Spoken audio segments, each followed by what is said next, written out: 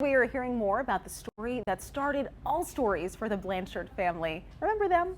Author Micah House joins me now. Micah, thanks for coming in this morning. Great to see you. Thank you, you too. Yeah, so, okay, the Blanchard family, the Blanchard witches. Right. This is before. This is what happened, led to all the rest. Right, so in the first few books, the grown grandchildren are always, the grandmother, Olympia, is always just dropping some weird story, like, remember that time we beheaded that wolf in New Orleans, or some example she gives them, but she never goes deeper into what her life was like. They think she's just this wise, frail grandmother, and I mean, she was a superhero. And so one of the popular characters also in the series was her best friend, Zelda. So everybody wanted to know more about them. So this is their childhood, all the way to probably about 4 or 5 years before this picks up. Wow. Yes. Okay, so we cover a lot of history there. Yes, she grows up, and she wasn't nice when she was young. Oh, okay. She's very vain and vapid, but you see literally how she becomes Olympia. How fun was that for you to write, to take this character that you know well, and you spent a lot of time with in her current form, as this elderly, wise woman, and kind of go back to the beginning? Was that fun? It was a lot of fun. One of the most fun things was, in all of the series, you never know who I'm going to kill. Oh. Because there's no character that is off the table. Well, they make it to the end because they're here. Sure. So it was more sentimental and more fun to take their childhood and show what molded them into the women that they became. Interesting. And sometimes it was beautiful and sometimes it was tragic, but that's how they became who they became.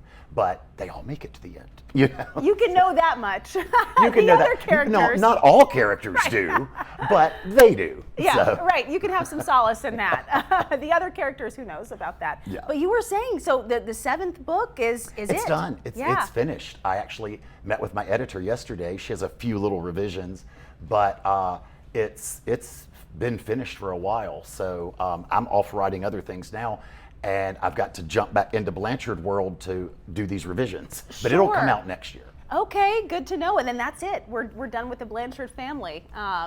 Probably. We think. For a while. We'll let the kids grow up. There you go. I was going to say, you thought you were done, and then people wanted a prequel. So who knows what'll happen, right? Right. And so after you wrap up the supernatural stuff, you're saying that you're going to write less supernatural. Yes, I actually have a couple of books that I love. Like, one of them is like my favorite thing I've ever written, but my agent won't let me self-publish it because he's shopping it. So we'll see where that goes. That's exciting, yes, Micah. Yes. A lot of things in the works, certainly. I was just talking to him saying that he is able to just pump these out. I mean, I feel like every time we talk, you're like, new book, here we go, got it out. What's your secret? What helps you do that? Mellow Yellow. Oh, okay. There it is. I have my computer, there's always like 12 cans all day of Mellow Yellow. And my husband just comes by, picks them up, throws them away, brings me another one. Mellow Yellow is how I write. I love it. Such a simple answer. Coca-Cola Company should sponsor me. Apparently, yeah. Mellow Yellow is the writer's fuel, apparently. It is. Micah, that's amazing. I feel like all of us are going to try it now. For those who are unfamiliar with the Blanchard witches in this series, what would you tell them to help them dive in? It is, sometimes the word witches puts people off, but these are basically magical people who feel that their job is to kind of protect the world, and it starts off small. The grandmother fights pollution and she devotes her time and resources to saving the earth. And then you have to save the world when you get kind of to the end. And the final book really changes everything. They're no longer able to keep their secrets. Too many people, they've helped too many people. There are cell phones, there's the internet. It's not possible to hide anymore. And so it's going to be how they, like with Becoming Olympia, it's how, what changed her. The last books are how they changed the world.